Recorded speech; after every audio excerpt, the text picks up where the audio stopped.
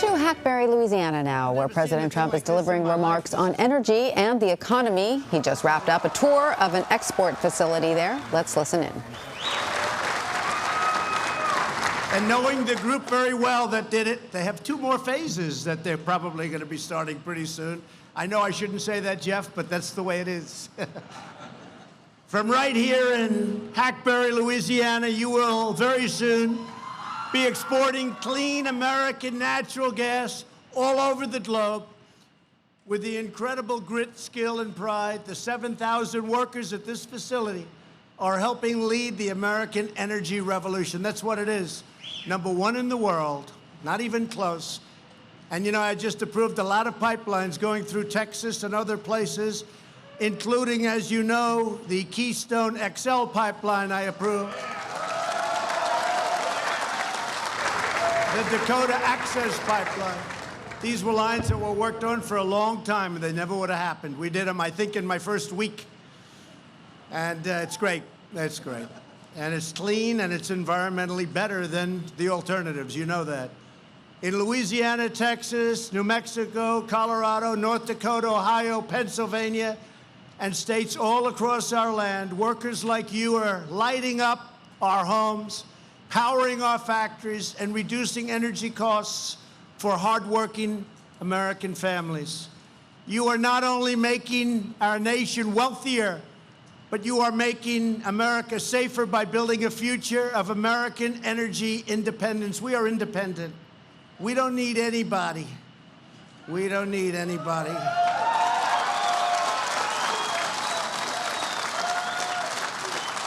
And we don't need to be ripped off by the rest of the world either, because those days are over.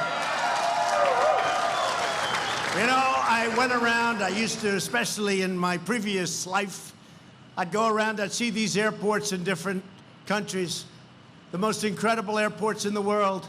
Then I'd come home, I'd land at LaGuardia.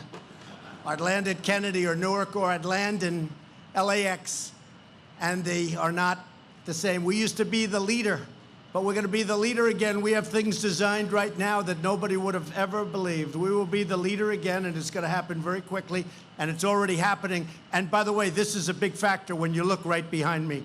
It's really happening, because few people have anything like this anywhere in the world.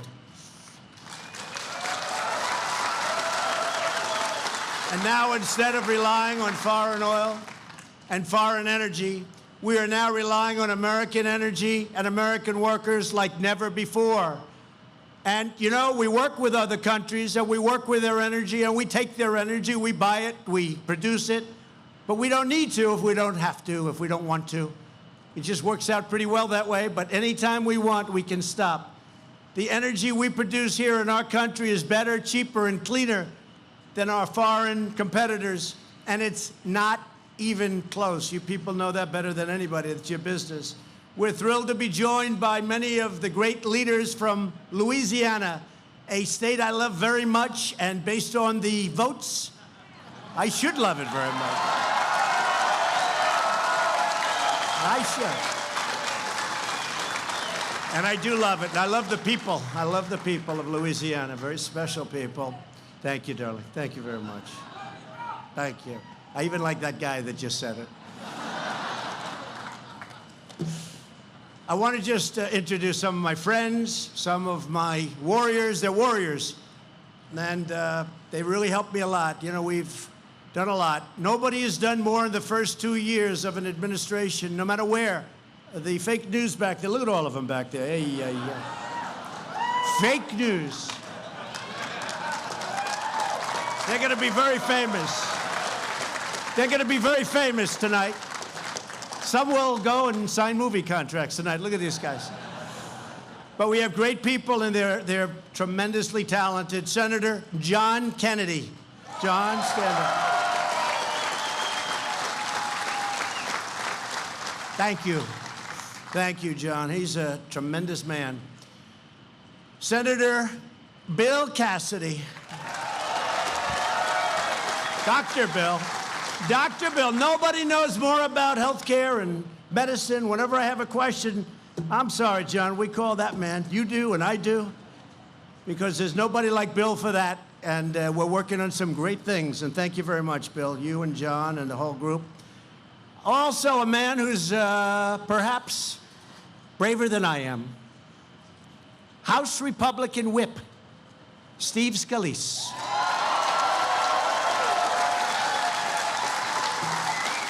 I hate to admit it. No, I hate to admit it.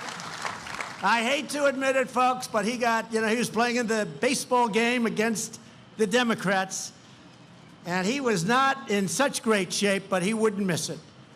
And he's at a big stadium. That was at the stadium, right? And I couldn't believe it. I was watching it on television. Secret Service says, you can't go, sir. I want to go.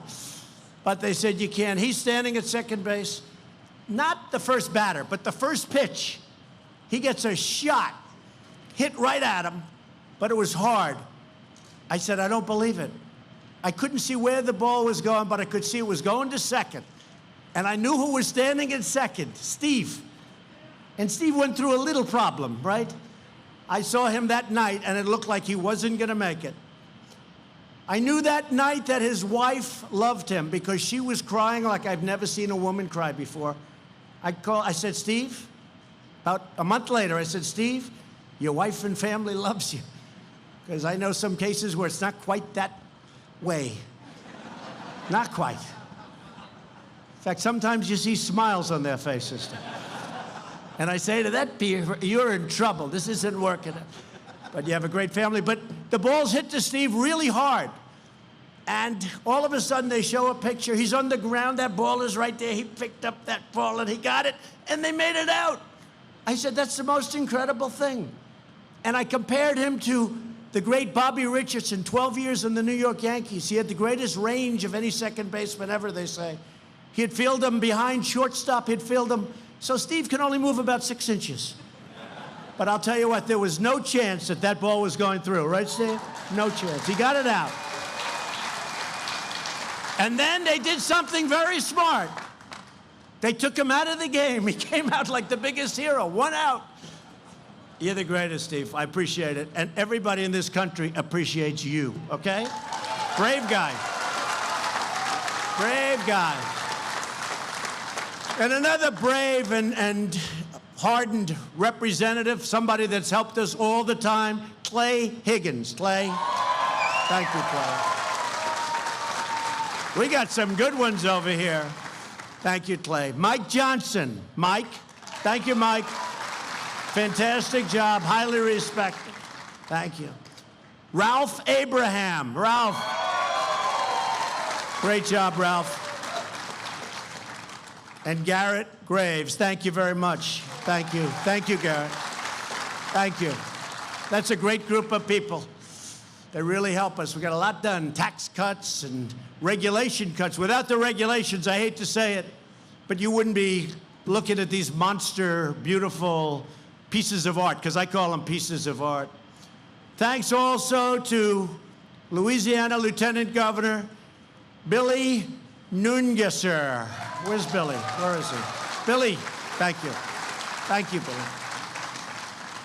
Attorney General Jeff Landry. Thanks, Jeff. Thank you, Jeff. And Agricultural Commissioner Mike Strain. Thank you very much. Thanks, Mike. You got good people here. Also with us is Deputy Secretary of Energy Dan Brouillette.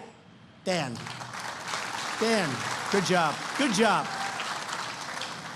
And we have some of our big people from around the world because you're going to be selling energy all around the world. Louisiana starts here and then it goes around the world. Our ambassador to the European Union, Gordon Sondland. Thank you, Gordon. Where is he? Great job. Good. And he brought along the Vice President of the European Commission, Mara Sefcovic. Mara, thank you very much. Thank you. European Union. I said before, they're just as tough as China. They're just a little bit smaller. They're pretty tough, too. They're all tough. You know, when they look at your country as not being strong from certain standpoints, like when they used to take an advantage of your country, they all get very much tougher than they should be. But that's all changing very quickly. Amazing how quickly.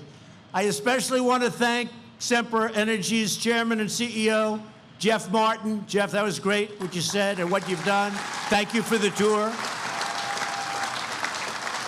Your company president, Justin Bird, and your chief operating officer, Lisa Dlatch. That was a great tour. Thank you, Lisa.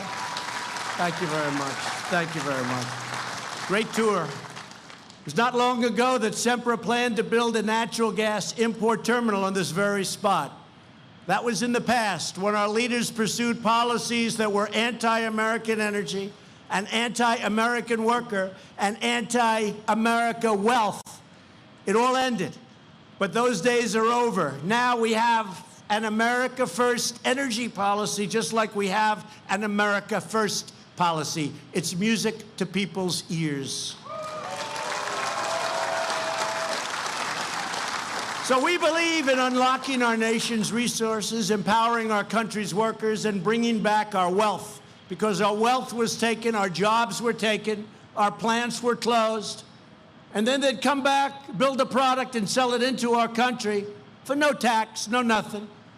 So we lose the jobs, we lose the taxes, we lose the wealth, and another country builds the products, and they send it in. No tax. Well, that's changing. You saw that. That's changing rapidly. That's changing rapidly. I always said maybe that's our biggest group. We have so many supporters on that beautiful day in November 2016, and I'm sure nobody remembers that beautiful day. Does anybody remember that? That's one of the highest rated days in the history of television. One of the highest rated days. Did anybody not watch television that night? All over the world they were watching. But soon, when this facility is fully operational, you'll export up to 15 million tons of liquefied natural gas every single year. That's a massive amount, one of the biggest in the world. To put that massive capacity in perspective, this facility alone could soon supply over 40% of the natural gas Germany imported from Russia in 2017, or 25% of the LNG imported by the European Union in 2018. See that? We'll sell you a lot of natural gas. There's only one problem, Jeff told me. You sold out for 20 years. Can you believe it? You sold out, right? So we can't sell them anything more, can we? You better build those additional monsters, please. Got to get started on this. Come on, Jeff, what's taking so long? Sold out for 20 years, like an office building. But you make more money. And boy, I'll tell you, it's great for the country. This extraordinary turnaround is possible because under my administration, we have ended the war on American energy, and we have ended the economic assault on our wonderful energy workers, and you are under assault.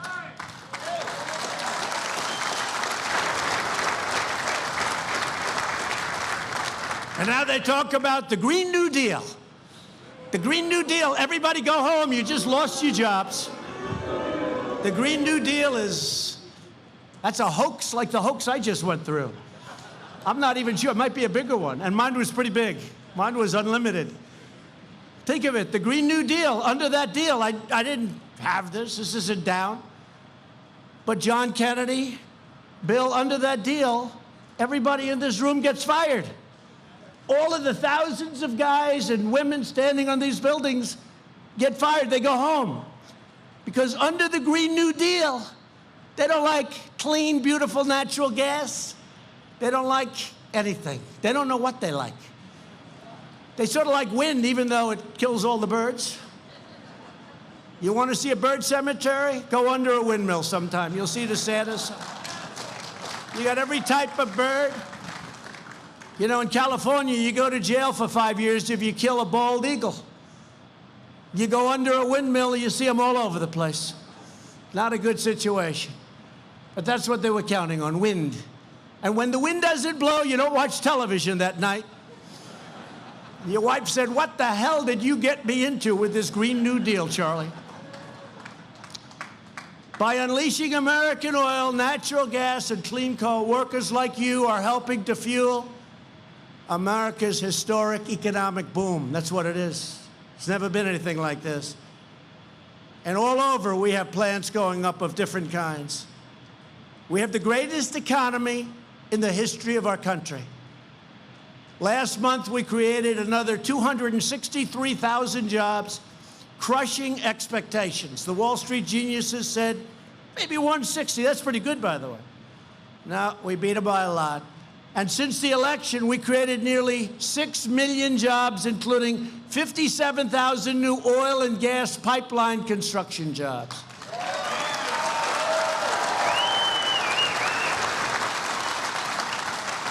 And in 2018 alone, America added over 150,000 brand new energy jobs. And I told you, great senators, that if we get elected, if I win my race and we get it just the way we want it, and I think we're going to win it big, I'm looking at the competition. You sort of dream about competition like that, but who knows? Who knows? I got boot edge. I got them all. I got Beto. Beto's falling fast. What the hell happened? Remember about four weeks ago, he said, I was made for this. He was made for it. He was made to fall like a rock. What happened to him? But he's trying to restart his campaign. That generally doesn't work out too well. Political geniuses, when you have to restart your campaign, history has said that that does not work out well, right? History has said that that's trouble. But he's going to restart his campaign. But I'm looking at it. I don't know what the hell happened to Biden. What happened to him? I'm looking. I said, that doesn't look like the guy I knew. What happened to him? And Bernie, you know, Bernie's crazy. Bernie's crazy. But Bernie's got a lot more energy than Biden, so you never know. No, Bernie's got a lot of energy. But it's energy to get rid of your jobs. He's got the opposite energy that you produce. Not good energy. You don't like his energy. But, you know, so it's going to be one of these people. Pocahontas, I think, is probably out. Boy, you got some beauties here. 350 million people, and that's the best we can do. I don't think so. Even as Democrats, I could pick better than that. In the first quarter of this year, the economy grew an annual rate of 3.2%, smashing projections. Remember, they thought it would be about 1. First quarter is always the lowest. They thought it would be about 1. And then the day of, they said, but, you know, we're doing really well, but maybe it'll be up to 2, maybe 1.5, right, fellas? And then it came out 3.2, and everybody was freaking out except me. I said, you know, we're doing really well.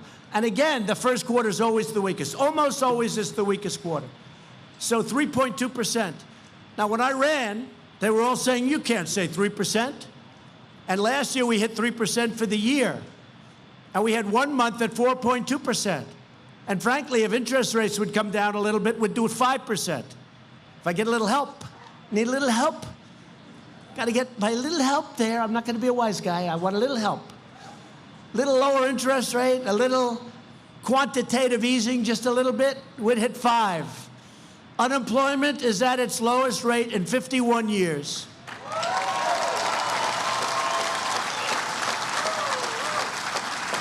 African American, Asian American, and Hispanic American unemployment have reached all-time historic lows, never lower in the history of our country. So let's say, right?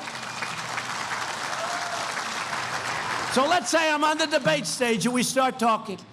And I say, well, you know, we have the lowest rate ever for African American, for Asian, for Hispanic. All I have to do is say that and walk off the stage. I guess you win the debate. Who's going to beat you on that? In the history of our country, they're the best unemployment rates. And for the first time in a very long time, wages are actually rising. I would talk during the campaign that people that worked 21 years ago, one job, would make more than they were making 3 years ago before I got things going. And they would make more money from 21 years ago than they did 3 years ago, and they had 3 jobs and 2 jobs. And now they're making money, and they're also having choice. You know, I got the veterans' choice. First time in 44 years, the veterans have choice. Where they can go pick a doctor if they have to wait online for 4 weeks. They can go pick a doctor instead of waiting for 2 days. 3. If they have to wait, they go out, pick a doctor, and we pay the bill. And we actually, I don't want to say because I don't do it for that reason, but we actually saved a lot of money, but we're taking care of our veterans. Well, we have the same choice on jobs, because now not only are wages rising, but very importantly, you've got a choice of jobs. If you don't like what you're doing, you got to want to wake up. I do, despite all of the stuff that we go through. And despite being in the swamp of Washington, and it is a swamp, but we are knocking the hell out of the swamp creatures, as we call them. We're knocking the hell. They've never had a time like this. They say, what the hell is going on? But I love getting up in the morning. I love what I do because I'm doing a service for millions of people. And I love it. Well, jobs are the same thing. You got to love it. And if you don't love it, get something else. So not only do you have rising wages, you have choice. You can go out if you're unhappy with your job, you don't like the boss, you don't like something, go out. You have 6, 7, 8 alternatives. And you'll find something that you really do love, and you really do look forward to waking up in the morning and going to work. Last year, a record 73% of newly employed workers were people out of the workforce who were coming off the sidelines. The previous administration tried to put America's vast energy resources under lock and key. We don't want energy. I don't know what they were thinking. And they tried to put energy producers out of business. But no more. It's a great business. It's a vital business for our country. We're opening up Anwar in Alaska, one of the biggest sites anywhere in the world. They've been trying to get that approved since before Ronald Reagan. Nobody could get it approved. Ronald Reagan couldn't get it approved. Nobody could get it approved. We got it approved. And they're working on it right now. We're unlocking the full oil and gas potential of the Permian Basin in Texas and New Mexico and sending it right here to you. And you're taking it over and you're doing a good job and you're shipping it all over. We ended the moratorium that stopped new coal leasing on federal lands. We have the folks here that are responsible for doing that. They are doing an incredible job. I withdrew the United States from the terrible, very expensive, one-sided Paris Climate Accord.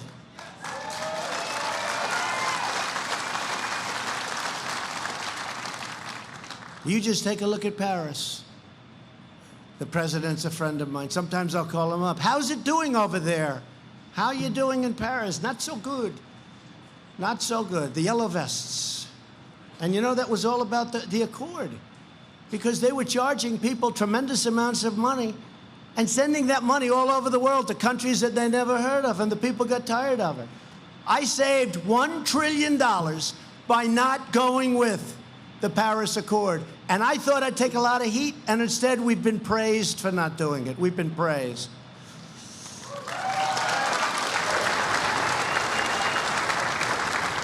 The Paris Accord was an agreement that would have shut down clean energy production in America while allowing top foreign polluters to do whatever the hell they wanted. It was a restriction on America. It was almost made to hold us back, and nothing's holding us back. No longer will we allow other countries to tie America's hands and take America's jobs and hurt America's energy. And we're replacing the EPA, Environmental Protection Agencies, for those who don't know that sound, EPA. We're taking their job-killing Clean Power Plan. It's got a beautiful title. That's where it ends, which would have actually made the environment less clean by shifting energy production to foreign countries. So instead of doing this, you would have foreign countries doing that and then shipping it back. I don't think that works out too well, fellas. What do you think? No good? No good, right? John says no good. That means it's no good. And we're focusing the EPA on its core mission, ensuring clean air and crystal clean water for our citizens. And our air right now is cleaner than it's ever been. And one of the things I told to Bill and Steve and John coming over, we're in the Beast. We traveled in the Beast.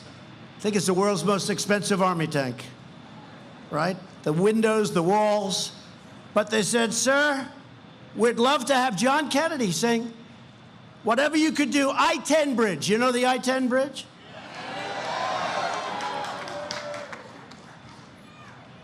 Calcascu.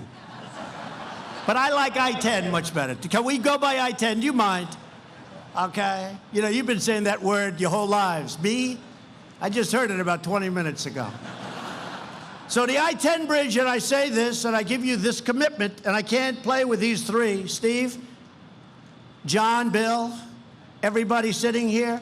If we win this election, which is just 16 months away, we're giving you a brand new I-10 bridge.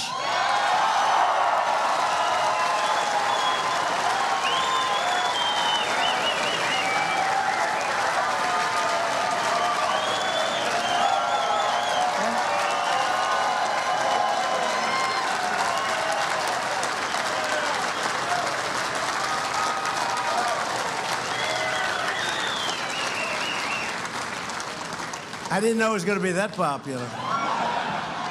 And we're going to start work on it right away because I think we're going to win, so we want to be prepared.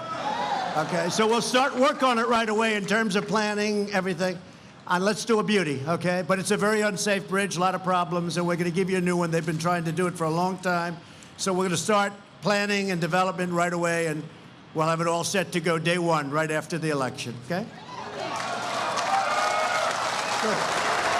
And just last month, I signed 2 executive orders to cut the red tape holding back new energy infrastructure like we see here today. Without what we've done, you could have never had this approved. I think Jeff would say that very easily. Without what we did, you could have never gotten this done. It would have taken you many years, and I say many years prior to rejection. They go years and years. The result of our efforts has been an incredible resurgence of the American energy production. This quarter, the United States produced record amounts of oil and natural gas. I will tell you, the natural gas, not even close. The oil, not even close.